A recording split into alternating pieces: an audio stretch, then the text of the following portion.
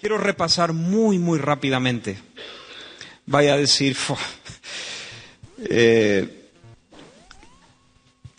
tú repasas demasiado, siempre repitiendo las mismas cosas. Exacto, siempre repitiendo las mismas cosas. No me es molesto, al contrario, es la 8ª vez que vais a escuchar esto. Hemos visto que hemos estado viendo cuáles son las verdades fundamentales del matrimonio. Lo resumo en 2 frases. La primera, que el matrimonio es la obra de Dios. La segunda, que el matrimonio es para la gloria de Dios. Luego comenzamos a ver el orden de Dios en el hogar.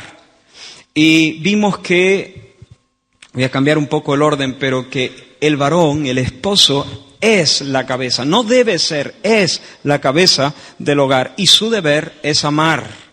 Así que está llamado por Dios a ejercer un liderazgo amoroso. La esposa ha recibido la encomienda divina de ser ayuda idónea y su deber es sujetarse de manera voluntaria, de manera inteligente, de manera creativa para fortalecer, respaldar el liderazgo del esposo. Lo que hace una esposa cristiana hermosa es un espíritu agradable y sereno. La conducta pura y respetuosa de una mujer de Dios es un testimonio irrefutable de la belleza y de la gloria del Evangelio de Cristo. Lo que hace que un esposo sea sabio es el reconocimiento de que su esposa es un igual delante de Dios con él, no inferior. Es coheredera de la gracia de la vida. Tienen roles diferentes, pero ante Dios es un igual. No está por encima, no está por debajo, pero es un vaso más frágil. El esposo sabio, consciente de estas cosas, usará su liderazgo para darle un trato de honor a su esposa, como si fuese la persona más importante del mundo. Como que es la persona más importante del mundo para él, aparte del Señor Jesucristo. Luego seguimos con el orden de Dios en el hogar y dimos una palabra a los hijos. Podemos resumir los conceptos que estuvimos viendo con 3 preguntas. ¿Qué? Obedecer y honrar. Eso significa apreciar, respetar, obedecer sin excusa, sin desafíos y sin demora, y cuidar a los padres cuando ya no puedan valerse por sí mismos. ¿Por qué? Por 3 razones fundamentales. Es justo, es lo correcto, la ley natural, la justicia natural. 2, Dios lo manda, la ley moral, los 10 mandamientos. 3, lo propio de una persona que tiene una relación con Cristo. Ser cristiano significa que por causa de tu sumisión al Señor, honra y te sometes a tus padres. La ley natural, la ley moral y el Evangelio. 3 razones fundamentales. ¿Y qué? Para que te vaya bien. ¿Para qué? Para que seas de larga vida sobre la tierra. Para que estés con tus 2 pies en el terreno de la bendición. Luego dimos una palabra a los padres. Dijimos que el deber de los padres es criar a los hijos. Y criar, estuvimos viendo que es mucho más que engendrar y comprarle cosas. Criar hijos es haber recibido la imponente responsabilidad y el elevado privilegio de comprometer la vida entera para llevar a la madurez una vida singular que ya tiene dueño, Dios. Eso significa que en el momento en que recibimos en nuestros brazos a los hijos comienza un largo camino de renuncias personales, batallas contra las pasiones egocéntricas de nuestra alma y le decimos adiós para siempre a una vida, a un estilo de vida fácil y comodón.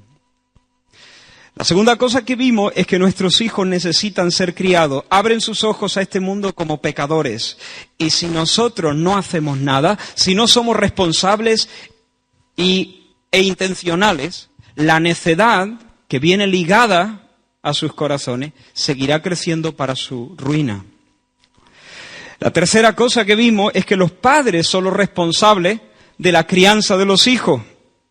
Sobre todo dijimos los páteres, Los varones, las mujeres también. De hecho, las mujeres tienen una enorme influencia en muchas etapas de la vida, mucho más fuerte que el esposo, que el varón, que el padre masculino. Sin embargo, como el padre es puesto como cabeza de la familia, tiene una especial responsabilidad de la crianza de sus hijos. Criadlos no es un consejo, no es una sugerencia, es un imperativo, es una orden. Así que dijimos que cuando en circunstancias normales los padres optan por poner a sus hijos en manos de niñeras u otros cuidadores, a fin de tener más tiempo libre, aliviar la carga, que la vida, no sé, les sea un poquito más llevadera, están rebelándose contra la economía de Dios.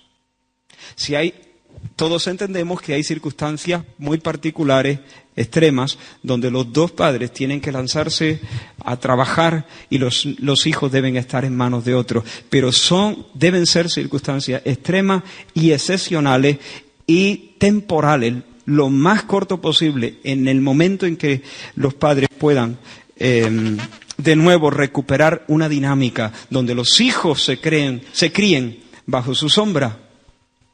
Deben hacerlo. Dijimos que la tarea del Padre es ser una imagen del Padre en los cielos.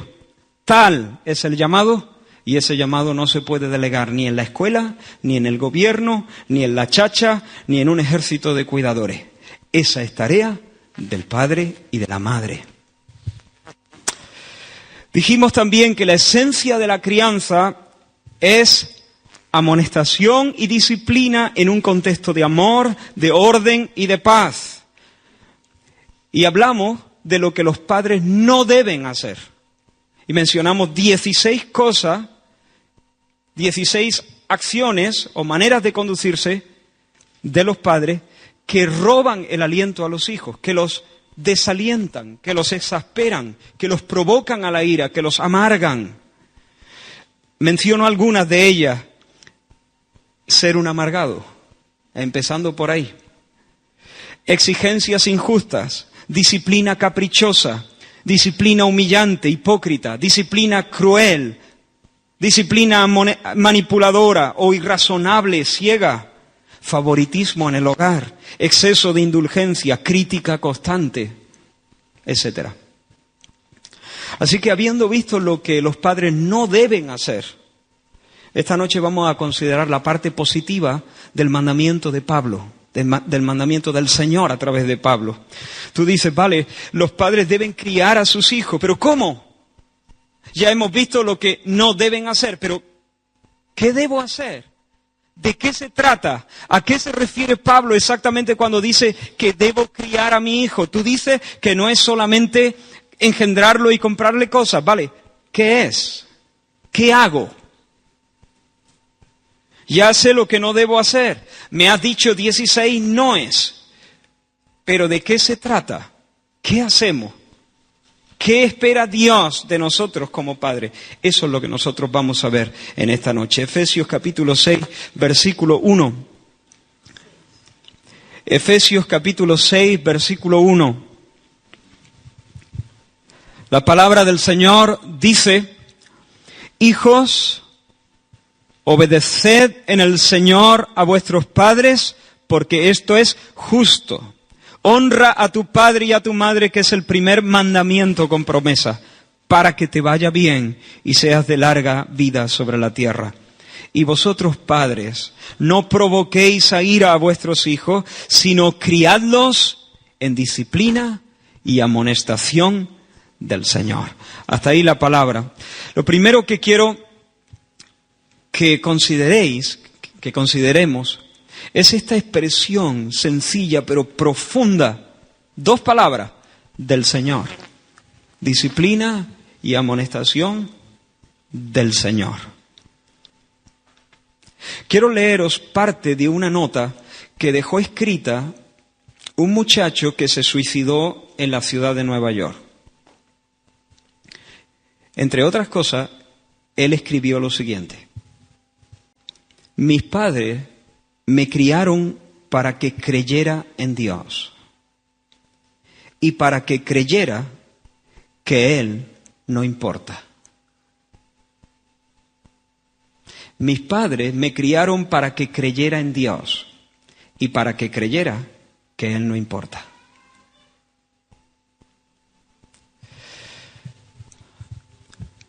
Le enseñaron del cristianismo, pero no se tomaron el cristianismo en serio. Me enseñaron para que creyera en Dios, pero me enseñaron para que creyera en Dios, pero que Dios no importa. Los padres que juegan con el cristianismo sin una intención seria de obedecer a Dios, dicen Brian Edwards, no son mucho mejores que los ateos. Hermanos, yo recuerdo muy bien el pequeño estandarte o lienzo rojo fuerte que colgaba del comedor de nuestra casa. Cristo es supremo en esta casa. Esas palabras acusaban a veces mi conciencia y nuestras conciencias de niños y de adolescentes, porque el texto decía, Cristo es supremo en esta casa, huésped invisible en nuestra mesa, oyente silencioso de nuestra conversación. Oyente silencioso de nuestra conversación. Y tengo que reconocer que a veces mis hermanos y yo, nuestra conversación eran gruñidos, nos peleábamos, a veces nos hemos insultado. Y luego llegabas al comedor, te topabas con el lienzo rojo y decía que Cristo estaba presente aunque era invisible. Y Él estaba en nuestra mesa y era un oyente silencioso de nuestra conversación.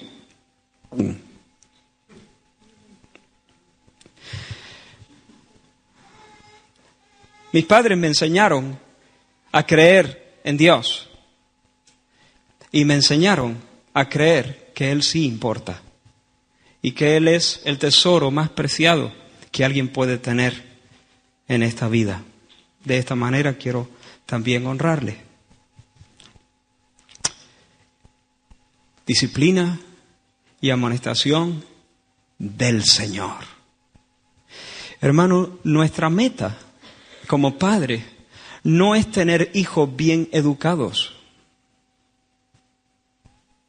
Como diría Sujel Michelén, los ateos, los paganos, los incrédulos, también quieren tener hijos bien educados. Nuestra meta es tener hijos piadosos, hijos temerosos del Señor. Los enemigos de Dios también quieren que sus hijos sean inteligentes, exitosos, bien adaptados, con buenas relaciones, con ciertos valores éticos.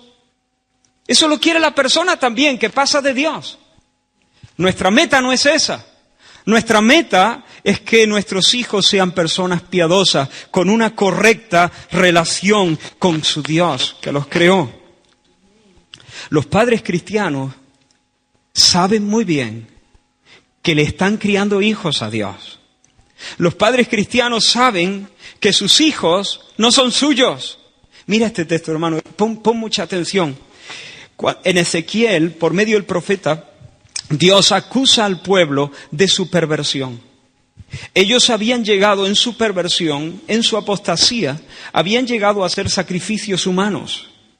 Y habían llegado al punto de sacrificar a sus propios hijos, a los dioses, ídolos. Y Dios les dice, además de esto, tomaste a tus hijos y tus hijas que habías dado a luz para mí y los sacrificaste a las imágenes, a ellas, para que fuesen consumidos. ¿Eran poca cosa tus fornicaciones para que degollases también a mis hijos?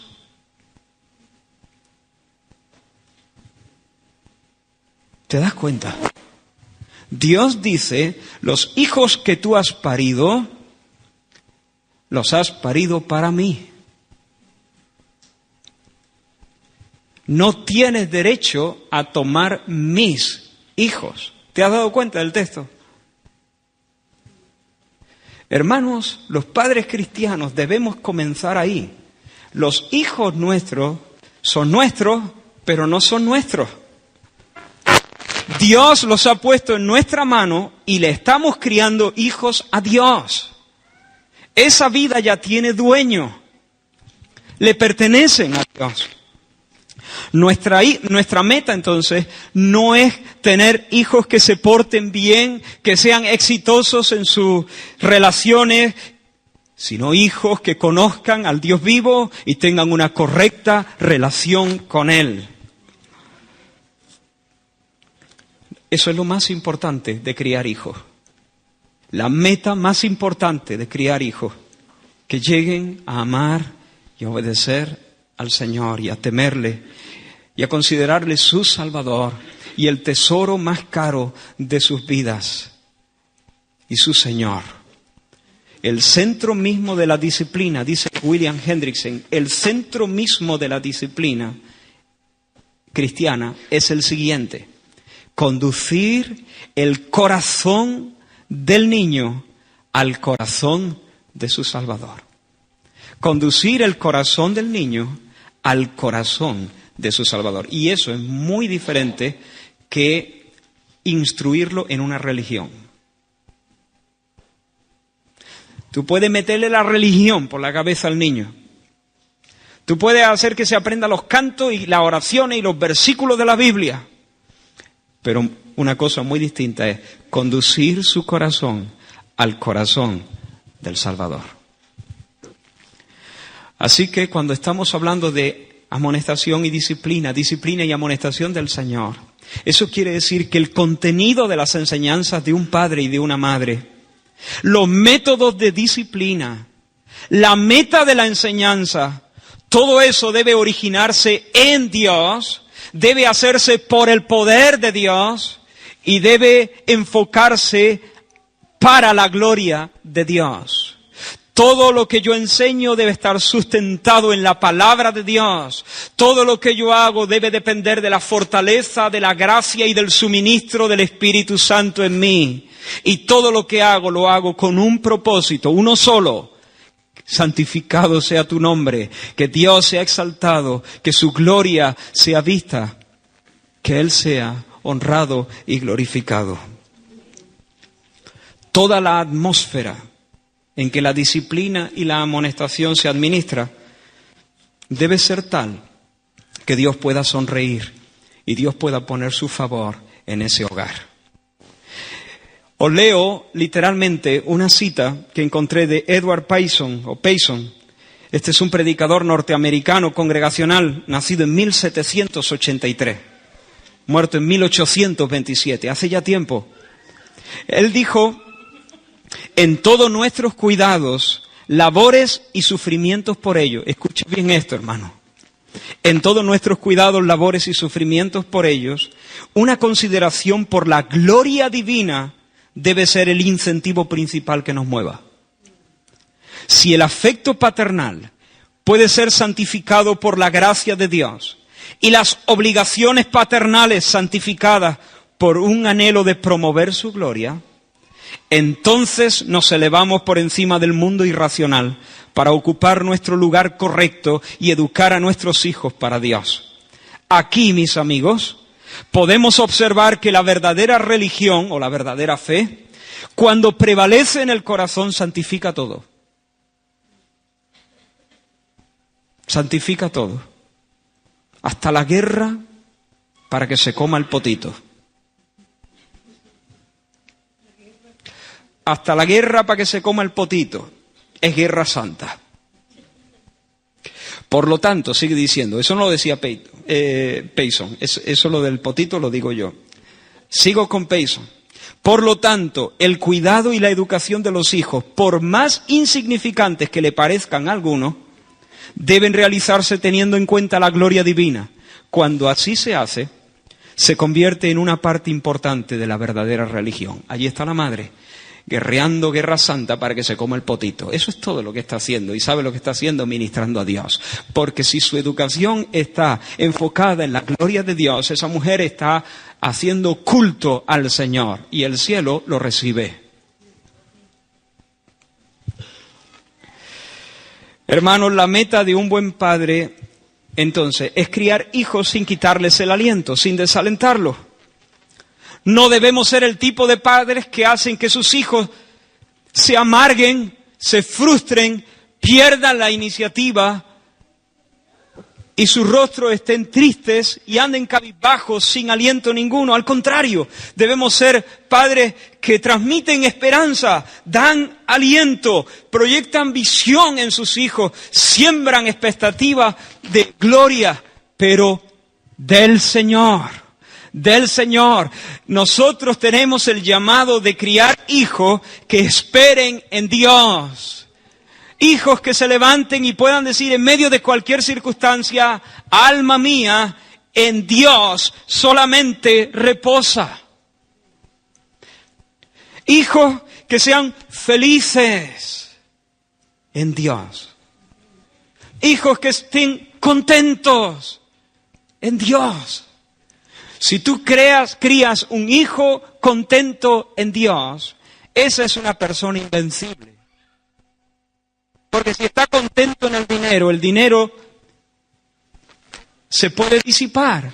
Si está contento en su salud, la va a perder. Si está contento en el éxito que pueda tener, todo eso es pasajero, volátil, es vano. Hoy está, mañana no está. Pero si tú crías a un hijo que se contenta en Dios, que está feliz en Dios, que puede danzar cuando ve las maravillas y las perfecciones del carácter de Dios, danzará para siempre. Porque Dios no muda ni cambia. Eso es lo que yo quiero para mis hijos, que sean niños esperanzados, que tengan esperanza en Dios, que tengan gozo, que tengan alegría en Dios. Mi alma se regocija en Dios, mi Salvador, dijo María, la Madre del Señor. Que sean valientes, que tengan denuedo en Dios. Hijos que puedan cantar, por siempre tú eres fuerte, por siempre tú eres fiel, por siempre estás conmigo, por siempre, y que lo canten de veras. Esa es nuestra meta. Así que para eso, hermanos, hay ciertas cosas que debemos hacer, ciertas cosas que debemos implementar. Hemos dicho lo que no debemos de hacer, pero hay ahora algunas cosas que debemos hacer en ese sagrado contexto que se resume en 2 palabras: del Señor. Lo primero, disciplina. Disciplina. La palabra es paideia en el griego. Mirad, hermano, estuvimos mencionando 16 cosas. Claro, no es una lista exhaustiva. Tú puedes poner 16 más que exasperan a los hijos. Pero quise tocar un abanico de cosas que nos pueden dar una idea de lo que Pablo está diciendo ahí. Y todos conocemos, lamentablemente, historias donde los hijos, literalmente a los hijos se les ha cortado las alas bajo la tiranía de padres muy necios, muy bruscos, muy violentos, muy amargados. Y sus hijos ya no sonríen. No tienen expectativa.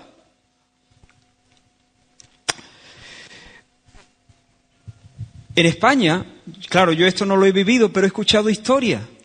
Hemos conocido generaciones de hijos que han crecido con miedo a sus padres, con miedo de mirarle a los ojos a sus padres.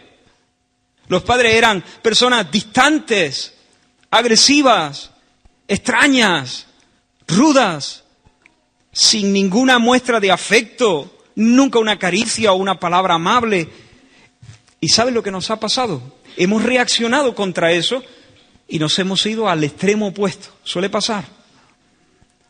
Y ahora, entonces, sobre todo de la mano de la enseñanza de los psicólogos, de la psicología y la psicoterapia y todo eso, nos hemos ido al extremo opuesto, libertad absoluta. No debe haber ninguna disciplina, completa autonomía del niño, déjalo estar. Ni siquiera intentes ponerle cosas en su mente, deja que él vaya descubriendo, tomando sus decisiones, tomando su camino. Creo que he referido en más de una ocasión esta viñeta que yo vi en un colegio. Era un dibujo, una tira de humor, aunque era un humor un poco... Un niño en un parque acababa de cortarle a un abuelo la pierna con una motosierra. Y la pierna estaba tirada en el suelo. Era un dibujo, ¿eh? Y el abuelo le estaba diciendo al padre que estaba al lado del niño, le estaba diciendo, oiga, dígale algo a su hijo. Y el padre le dice, no, que se traumatiza.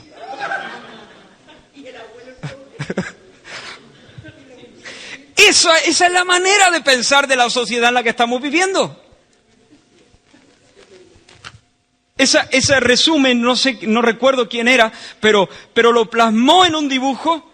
Esa es la manera en que nuestra sociedad prácticamente piensa. Ahora parece que hay de nuevo algunas voces diciendo, cuidado, hay que volver a la disciplina en el aula y los padres tienen que ser más directivos, etcétera, etcétera.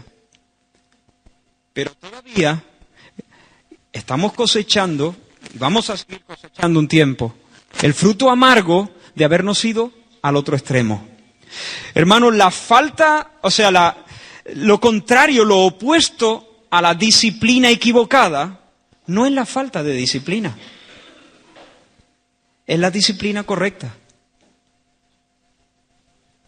Lo opuesto a una disciplina agresiva, distante y brutal, no es dejar de disciplinar, es disciplinar como Dios manda. Ahora, ¿qué significa esta palabra? ¿Qué quiere decir la Biblia cuando habla de disciplina, paideia? William Hendrickson lo define de esta manera. La disciplina, entonces, puede ser descrita como educación mediante reglas y normas, recompensas y, si es necesario, castigos. Se refiere principalmente a lo que se hace con un niño. Fíjate que es más que enseñanza. De hecho, por ejemplo, en algún texto, Pablo habla de enseñanza y después de paideia. Por ejemplo, esta.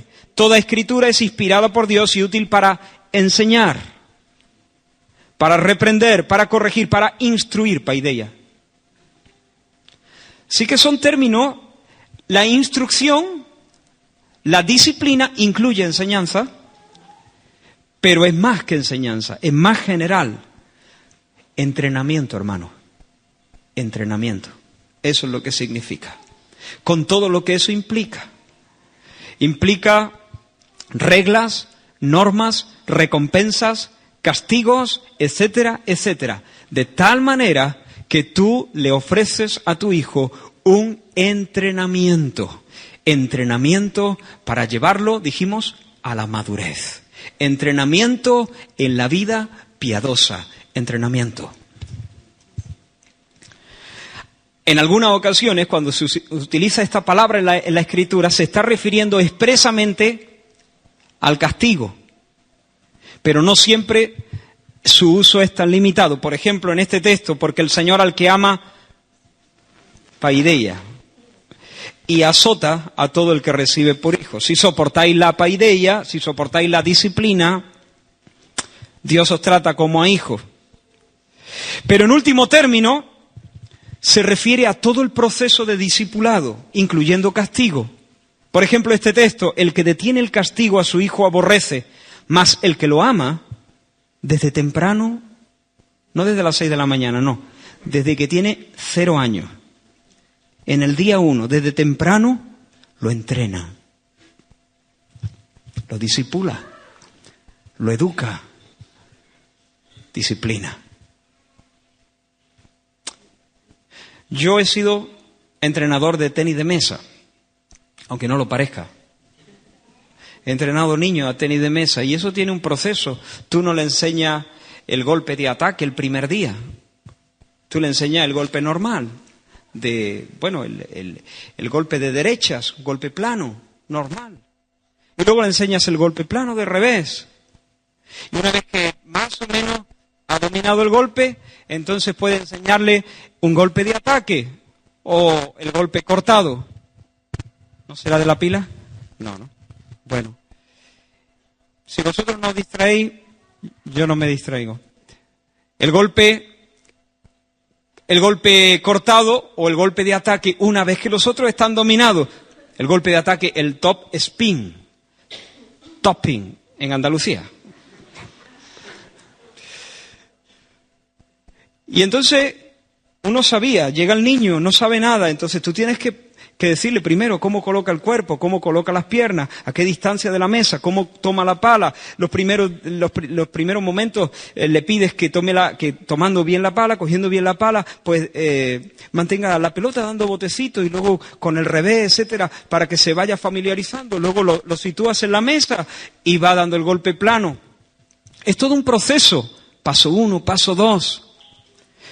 ¿Cómo? Sí. Muy bien. ¿Cómo reaccionarías si yo te preguntase en qué paso estás en el entrenamiento de tu hijo?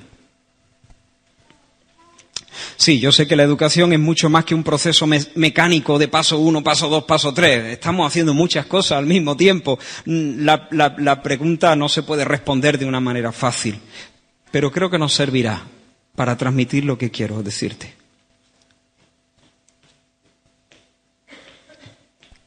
¿Qué área estás entrenando? ¿Qué áreas estás entrenando de manera intencional? ¿Dónde estás trabajando con tu hijo? ¿Te das cuenta que tú y yo como padres tenemos el llamado de Dios de entrenar a nuestros hijos en el Señor? Trabajar con su carácter, con sus vidas. ¿Cambio, Rafa? Sí.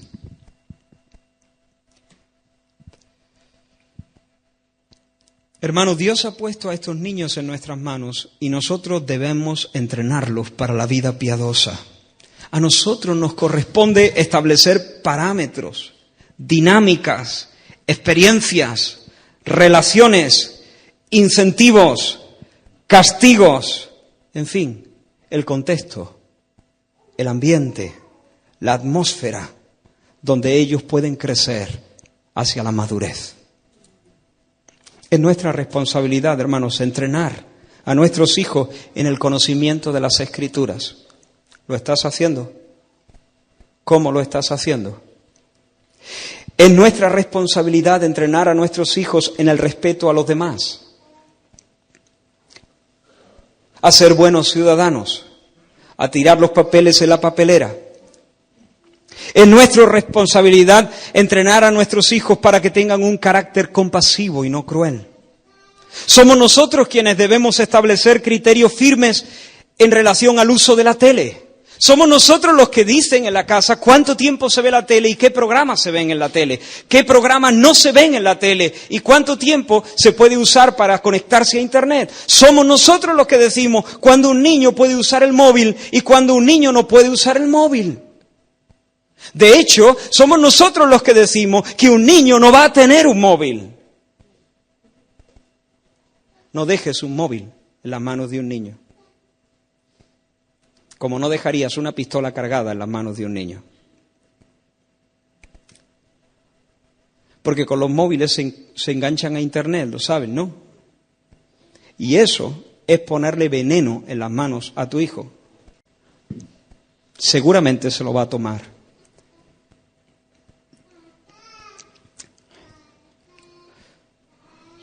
Somos nosotros los que tenemos que establecer criterios para el uso de la Wii. Dios espera que seamos nosotros los que establezcan normas para el uso del dinero, los que digan cómo se van a vestir los niños, qué ropa se van a poner, sobre todo las niñas, los niños también, sobre todo las niñas. El empleo del tiempo libre, las actividades deportivas, el grupo de amigos que vamos a tener, somos nosotros los que establecemos qué amigos tienen nuestros hijos. Por lo menos yo me encargo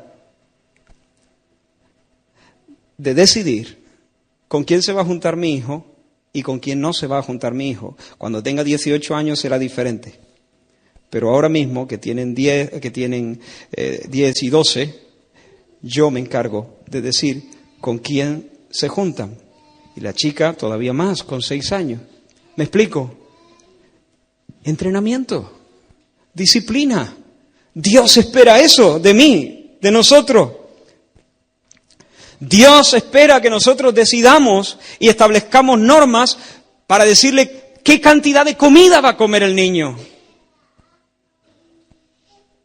El niño no puede comer hasta que se harte. Tiene que comer de manera ordenada. El niño no puede comer lo que quiera comer.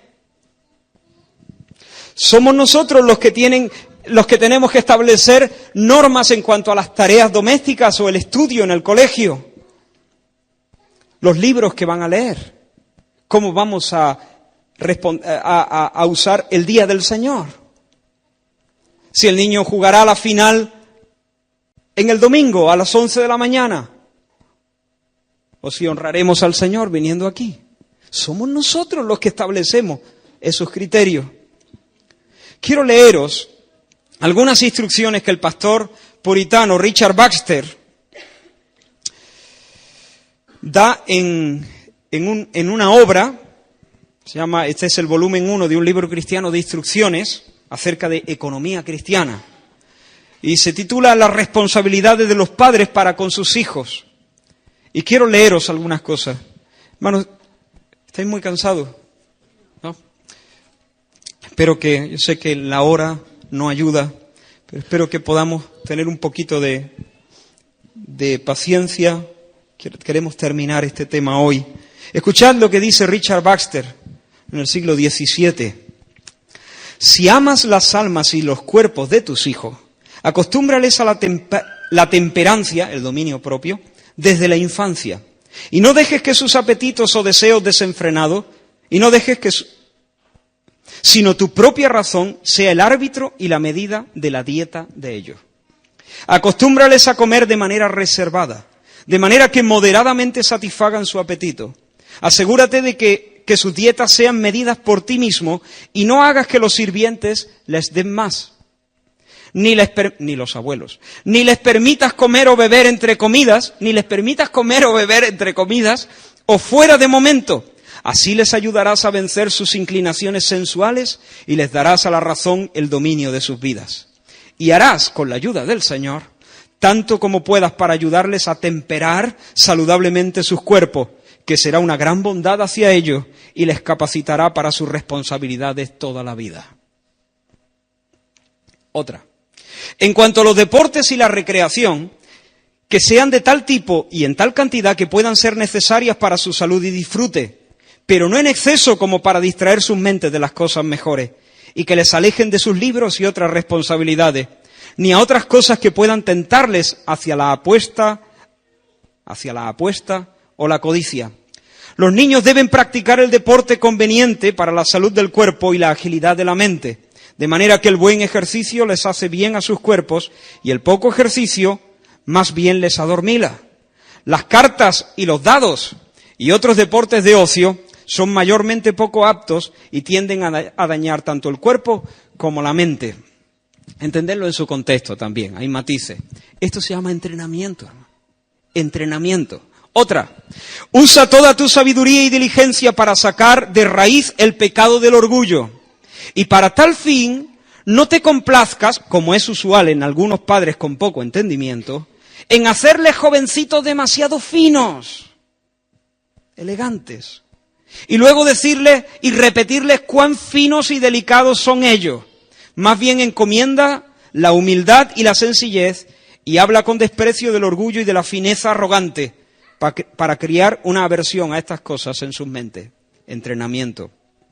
Otra, vigila de manera cercana sus lenguas. Especialmente controla el mentir, el poner trampas con el hablar, el lenguaje obsceno y el tomar el nombre de Dios en vano. Y perdónale faltas más livianas acerca de asuntos más comunes, mucho más pronto, en comparación con estos anteriores pecados contra Dios. Otro, manténles alejados tanto como se pueda de las compañías de mala fama, especialmente de compañeros impíos de juego. Es uno de los peligros más grandes para la ruina de los niños en el mundo. Hay tal basura en la naturaleza buscando a qué apegarse, en su propia naturaleza, que hay muy pocos niños que cuando escuchan a otros tomar el nombre de Dios en vano, o cantar canciones insinuantes e impropias, o hablar palabras sucias, o llamarse los unos a los otros por nombres reprochables, rápidamente les imitan. Y cuando has vigilado sobre ellos en el hogar tan de cerca como sea posible, te encuentras que han sido infectados en el exterior con tales vicios bestiales, de los cuales con mucha dificultad son curados posteriormente. Con mucha dificultad. Entrena a tus hijos en una vida de diligencia y trabajo y acostúmbrales no a la facilidad o a la holgazanería cuando estén jóvenes.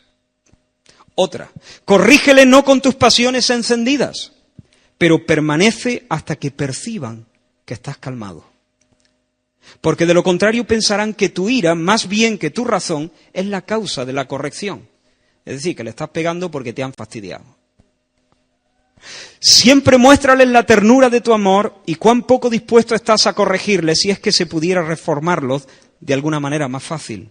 Y convénceles de que lo haces para su bien. Richard Baxter, 1625-1691. Eso es entrenamiento. Eso y otras cosas. Este es uno de los escritos que os voy a pasar. Estas son algunas muestras de su escrito. Tenemos la responsabilidad de entrenar a nuestros hijos para la vida de piedad. Yo hago un llamado urgente a los padres, a que seas intencional, a que hablemos, el padre y la madre, y hablemos con el Señor. Dios, dame sabiduría para poner criterios, poner normas, establecer leyes de la casa. Los padres son legisladores, no lo estoy diciendo en la forma tiránica, pero estoy diciendo esto para llamaros la atención. Nosotros no damos sugerencias a nuestros hijos, nosotros damos órdenes a nuestros hijos. Y cuando lo hacemos en el amor del Señor, nuestros hijos son felices y nos quieren. Y se sienten muy seguros.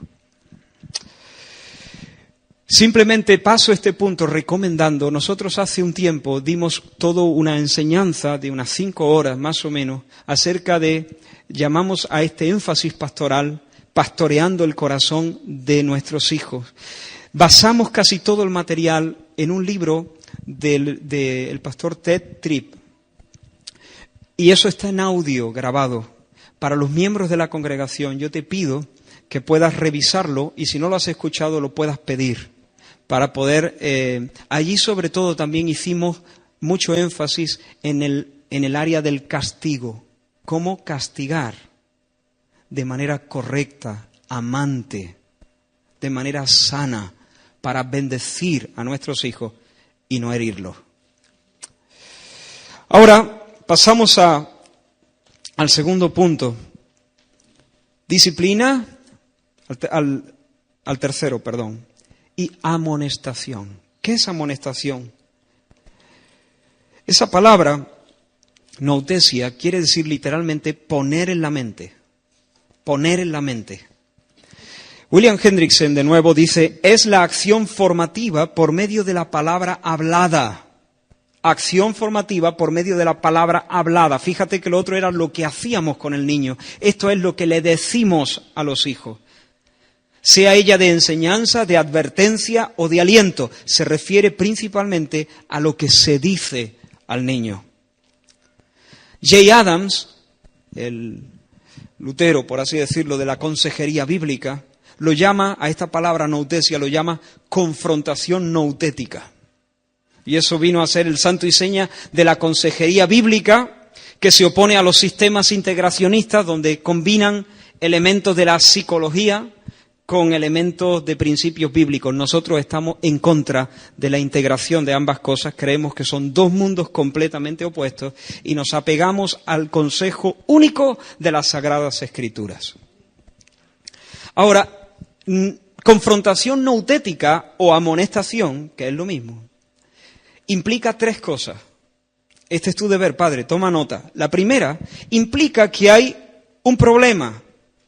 Noutesis, amonestación, presupone un obstáculo que hay que vencer. Hay algo que no está totalmente correcto en la vida del hijo y hay que vencer ese obstáculo.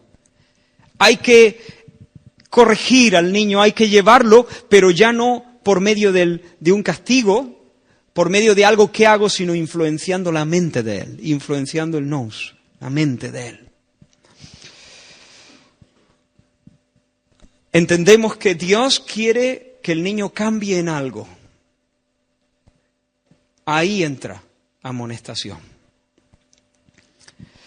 La segunda cosa que implica es que amonestación es por palabras, por métodos verbales, por medios verbales, perdón. La tercera, el tercer elemento, es que el propósito final no es echarles una bronca, el propósito final no es castigarlos. ¿Cuántas veces abrimos nuestra boca sencillamente para abucharlos porque nos han fastidiado? El propósito final es ayudarles, es llevarlos a la madurez, es bendecirles, es conformar sus mentes con una cosmovisión bíblica. Esa es la meta de la amonestación, traerte al niño a que todos sus pensamientos sean recogidos y puestos a los pies del Señor. Impartirle al niño una cosmovisión bíblica, una manera de entender el mundo según Dios. Fíjate lo que Pablo dice acerca de esta palabra. Dice, a quien, está hablando de Cristo, a quien anunciamos, es decir, anunciamos a Cristo, amonestando, esa es la palabra, amonestando a todo hombre y enseñando a todo hombre en toda sabiduría, a fin de presentar perfecto en Cristo Jesús a todo hombre. Esa es la meta. Tú ves a tu hijo y ves que no piensa o que no siente correctamente. Hay algo en sus emociones que está fuera. Y entonces tú vienes y con la palabra del Señor quieres poner en su mente una cosmovisión bíblica. Le quieres poner unas gafas para que vea las cosas como realmente son. Y por medio de lo que le dices, lo amonestas, lo confrontas nautéticamente con la palabra del Señor. Y es así, es la palabra del Señor, esa es la herramienta que tenemos. Mira lo que Pablo dice en 2 de Timoteo 3. Toda escritura es inspirada por Dios y útil para enseñar, para redarguir, para corregir, para instruir en justicia. No, esa es la palabra paideia. A fin de que el hombre de Dios sea perfecto, enteramente preparado para toda buena obra. Eso es lo que, toda esa combinación de términos, enseñar, redarguir, corregir, instruir en justicia, eso es de lo que estamos hablando. ¿Y cuál es nuestro recurso? ¿Cuál es la herramienta de Dios? Las Escrituras. Así que, hermanos, las Escrituras es lo que Dios ha puesto en nuestras manos para que nosotros podamos, viendo a nuestros hijos, confrontarle. Y cuando digo confrontarle no estoy diciendo que sea una acción violenta, pero venir a ellos para poner en su mente de forma constante, de forma sistemática, de manera, mientras caminamos, mientras suceden las cosas en la vida, mientras vivimos, poner en la mente de ellos una cosmovisión bíblica. Ahora, hermanos, ¿qué implica esto?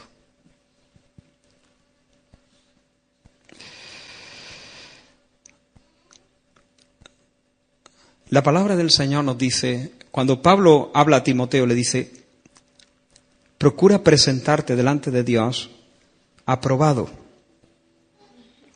como un obrero que no tiene de qué avergonzarse, que usa bien la palabra de verdad. Y esa palabra bien quiere decir con precisión. Usa con precisión, como usa un cirujano su bisturí. El cirujano no usa su bisturí, lo lanza a ver a dónde da, sino con mucha precisión usa el bisturí de modo que no vaya a ser una avería mayor. Procura presentarte a Dios aprobado, Timoteo. ¿Qué es un obrero aprobado? Un obrero que utiliza la palabra de Dios con precisión. No tira versículos para todos lados. Sabe discernir la verdad de Dios y aplicarla a la persona y en el momento correcto y de la forma correcta. Hermano, ¿tú conoces la palabra del Señor y sabes usarla con precisión? Ay, yo soy ama de casa, tú eres madre. Tú tienes el solemne llamado de parte de Dios de entrenar a tu hijo y de amonestarlo, de confrontarlo con la palabra de Dios, de ponerle en su mente. Tú tienes que ser experta en teología. Es que yo soy ama de casa, tú tienes que ser experta en teología, tú tienes que conocer la palabra de Dios, tienes que conocer las doctrinas, tienes que conocer los versículos, tienes que saber usar la palabra de Dios. Cuanto mejor sepas usar la palabra de Dios, cuanto más celo tengas en aprender, en conocer la palabra de Dios, mejor función harás en tu maternidad.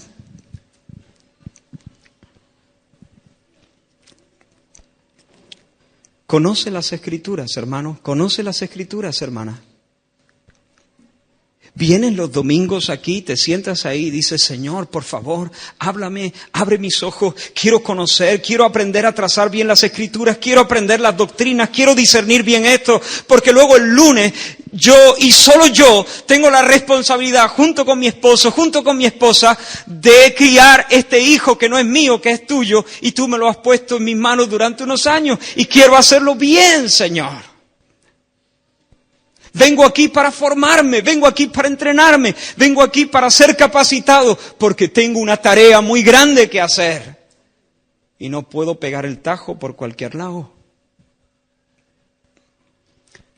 Tú puedes tomar la palabra del Señor y confrontar con ella a tu hijo cuando le pone un mote a su hermano.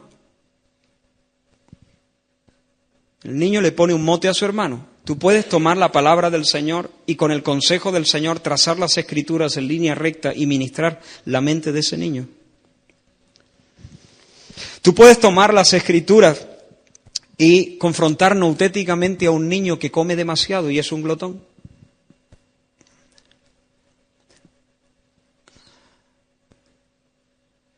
Tú puedes tomar la Escritura y ministrar de forma precisa en este tipo de cosas que suceden todos los días en nuestra casa. Ahora, hermanos, déjame ir terminando. No terminar, ir terminando. Con algunos requisitos que necesitamos para amonestar de manera piadosa a nuestros hijos. ¿Cuáles son las cualidades de alguien llamado a amonestar? ¿Qué marcas debe tener un padre o una madre para ser instrumentos fáciles de usar por Dios para amonestar a sus hijos? Leo dos textos del apóstol Pablo. El primero se encuentra en Romanos 15, dice, pero estoy seguro de vosotros, hermanos míos, de que vosotros mismos estáis llenos de bondad, llenos de todo conocimiento, de tal manera que podéis amonestaros los unos a los otros. Llenos de bondad y llenos de todo conocimiento, de tal manera que podéis amonestaros los unos a los otros. Segundo texto en Colosenses capítulo 3. La palabra de Cristo more en abundancia en vosotros, enseñándoos y exhortándoos unos a otros en toda sabiduría. Los requisitos, hermanos, son los siguientes. El primero es bondad. La bondad, hermanos, es la virtud que nos lleva a desear y a obrar generosamente, procurando lo mejor para la vida de los demás.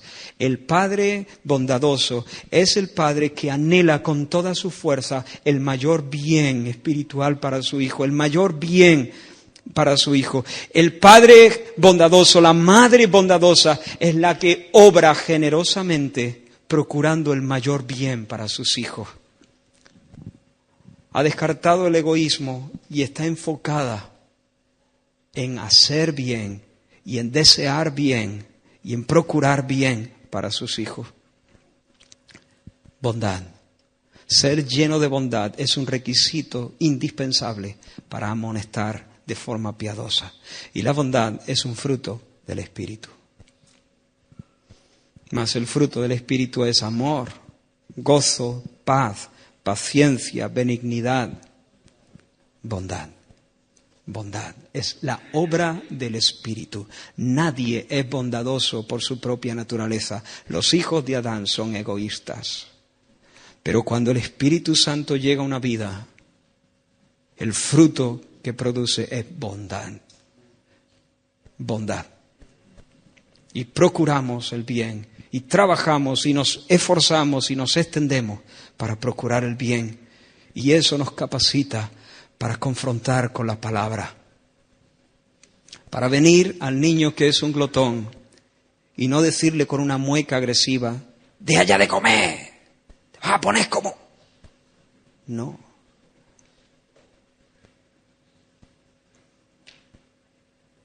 Bondad nos capacita para amonestar bíblicamente. 2, conocimiento. Esta semana leía en Proverbios, el afán sin conocimiento no vale nada, dice la Nueva Versión Internacional. El alma sin ciencia no es buena, dice la Reina Valera. ¿Por qué? Porque te puedes hartar de trabajar hasta la extenuación, pero no vas a sacar provecho alguno. Porque no tienes conocimiento. Ahí está, talando el árbol. Hasta que llega uno, oye, te está costando, ¿verdad? Bueno, llevo 2 días talando el árbol.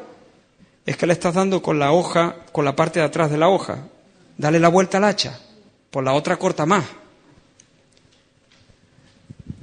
Afán sin conocimiento no vale para nada. Te puedes hartar de trabajar y al final del día no has avanzado. Señor, dame conocimiento. Quiero hacerte una pregunta. ¿Estás procurando la ciencia de Dios?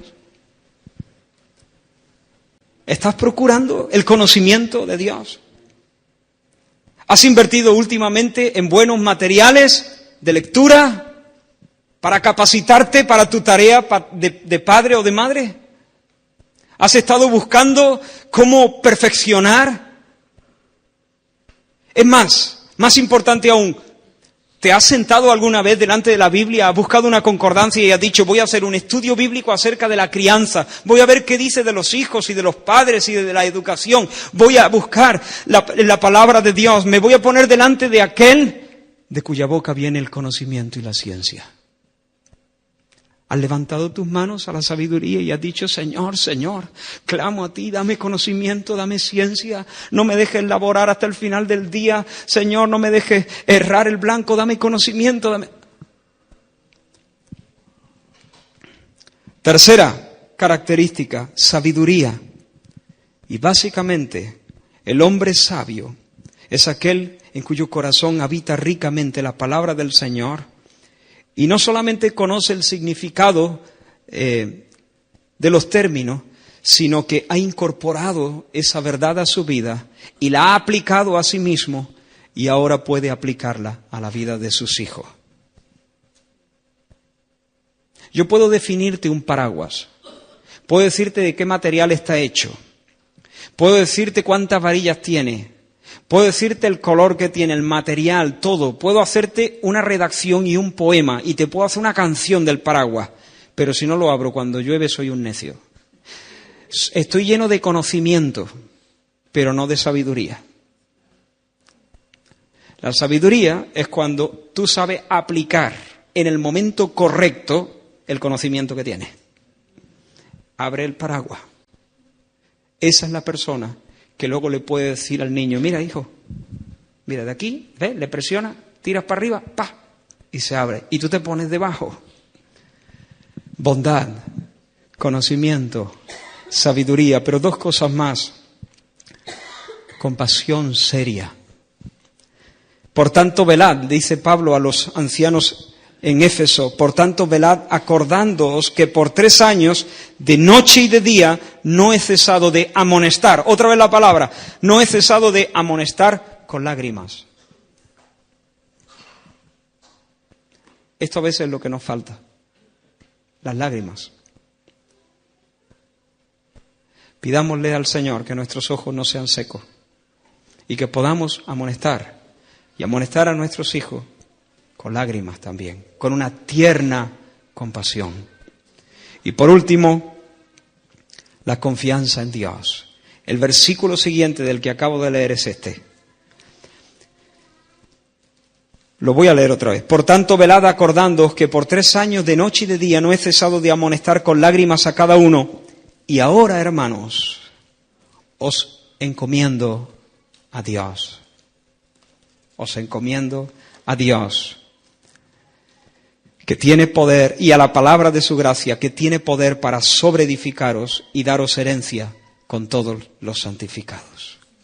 Bondad, conocimiento, sabiduría, tierna y seria compasión y confianza en Dios. ¿Sabes? Cuando Pablo dice os encomiendo a Dios, está usando la misma palabra que Jesús usó en la cruz cuando gritó: Padre, en tus manos encomiendo mi espíritu. Es poner todo en las manos de Dios. Confiarle a Dios la vida. Confiarle a Dios todo. Pablo está diciendo: hermanos, os he amonestado y lo he hecho con lágrimas. Pero ahora, hermanos, ahora os pongo en las manos de Dios. Porque al final Él es el que puede sobreedificaros. Al final Él es el que puede llevaros a la madurez. Al final Él es el que puede guardaros. No soy capaz, por eso no puedo teneros más en mis manos. Os voy a poner en un lugar seguro. Os pongo en las manos de Dios. Y el padre y la madre que amonestan de forma piadosa, lo hacen desde la bondad, lo hacen desde el conocimiento, lo hacen desde todo lo que hemos dicho, pero muy especialmente lo hacen desde una confianza completa en el Dios, el Padre del cielo, que es capaz de guardar sus vidas, de guardarlas y perfeccionarlas y llevarlas hasta la madurez. Por eso, en la vida de padre piadoso, la oración es indispensable. El que no ora bien, no amonesta bien. Pero el que ora bien por sus hijos, con seriedad, con profundidad, amonesta bien. Hermanos, voy a terminar, pero no quiero dejarlo sin decir una cosa. Puede que alguno al final de esta serie de mensajes pueda pensar: esto está muy bien, pero esto es demasiado. Esto es una utopía, esto es un ideal imposible. Esto es todo perfecto. ¿Es verdad?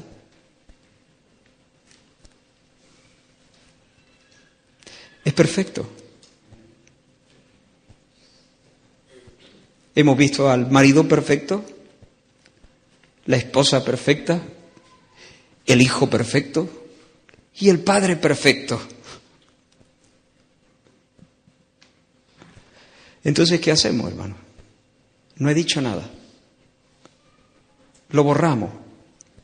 Vamos a hacer lo que podamos. Si al final sabemos en el fondo que no se puede. No, hermano.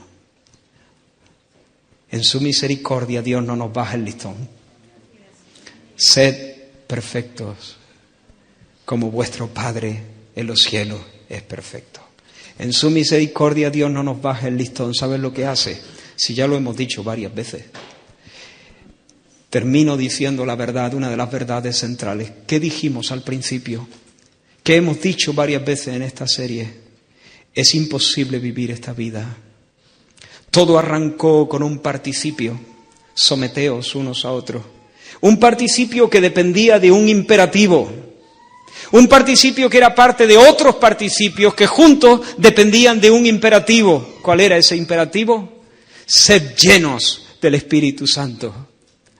Esta vida es imposible para los hijos de Adán. Esta vida es imposible para la carne. Pero Dios en su misericordia no nos baja el listón. No nos dice, bueno, 50%, haz lo que pueda, inténtalo por lo menos. Dios no hace eso. Dios mantiene en su misericordia el listón y dice, ¿sabes qué? No te desanimes. Yo estoy dispuesto a darte mi vida. Yo estoy dispuesto a que mi vida se desborde en ti. Yo estoy dispuesto a llenarte de mi Espíritu Santo. Sé lleno del Espíritu Santo. ¿Te das cuenta que en ese imperativo hay también una promesa? ¿Te das cuenta que en esa orden Dios de forma indirecta te está diciendo que podemos ser llenos de la vida de Dios, hermanos? Podemos ser llenos del Espíritu Santo. Se puede ser lleno, esto es verdad, es real. Es real, le pasa a las personas. Ocurre. Personas son llenas del Espíritu Santo, de la vida de Dios.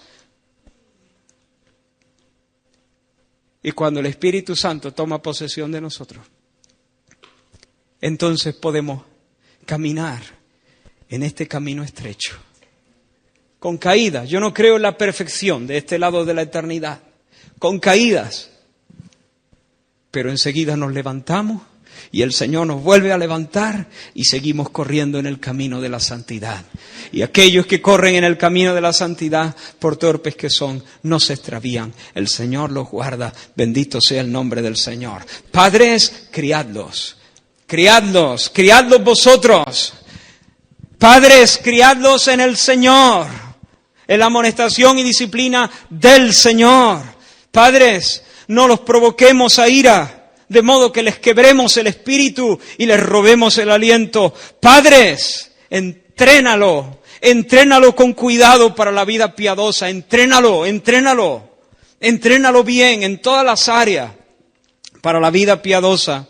Padre, madre, busca la ciencia de Dios, busca la gracia de Dios para que pongas en sus mentes una cosmovisión bíblica del mundo para que caminen en libertad. Las personas que tienen una cosmovisión bíblica del mundo, y esto es 100%, hermanos, las personas que tienen una cosmovisión bíblica del mundo son felices y son libres. Padres, hacenlos llenos de bondad, con tiernas lágrimas de compasión, confiados en el poder y en la fidelidad del Padre en los cielos. Padres, vayamos al Calvario, porque estas cosas nos quebrantan y nos humillan. Pero hay un lugar donde nosotros no somos avergonzados, aun cuando hemos cometido tantos errores. Tal vez haya aquí alguien y dice: todos los errores que se puedan cometer, con esto los he cometido y los estoy cometiendo yo. Pues yo no quiero que te vayas de aquí triste y abucharado. Yo quiero que te vayas convencido de pecado. Yo quiero que sepas que eso se llama pecado y que eso tiene graves consecuencias. Pero quiero que sepas que Jesús ha venido para perdonar pecados, para limpiar el corazón, para librarnos de las malas consecuencias, y Él es poderoso para restaurarnos. Si tú encubres eso y sigues tu camino, quedarás avergonzado. Pero si venimos al Calvario hoy y decimos: aquí viene un padre que es un desastre, aquí viene una madre que es un desastre, he pecado en todo, he pensado que mis hijos eran míos, no he honrado al Señor, no he buscado la gloria del Señor, no he buscado la ciencia del Señor, no he abierto siquiera la Biblia. Los he provocado a ira con esas 16 cosas y con algunas más. Es un desastre mi vida, pero vengo humillado y arrepentido. Padre, límpiame. Yo creo en el sacrificio de Cristo. Sáname, restáurame. Entonces el mundo va a conocer lo que Dios es capaz de hacer con una persona que se rinde, con una familia que se rinde a Él. Corre hoy al Señor, arrepiéntete de tu pecado, recibe el perdón y más allá del perdón, recibe potencia de Dios, la vida de Dios, el Espíritu Santo de Dios, porque para ti es la promesa y para todos los que crean en el Señor Jesús, para que puedas vivir la vida de Dios. Vamos a orar. Señor, gracias por tu palabra.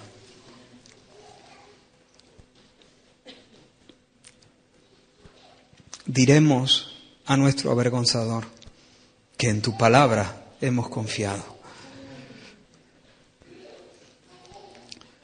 Señor, levanta a este pueblo, levanta a esta congregación, levanta a nuestra familia. Y muy especialmente ahora te pedimos por los padres y por las madres. Señor, llénanos de tu luz y de tu unción, de tu poder, para andar en estas cosas, para levantarnos una vez más, vez tras vez, en el nombre de Cristo.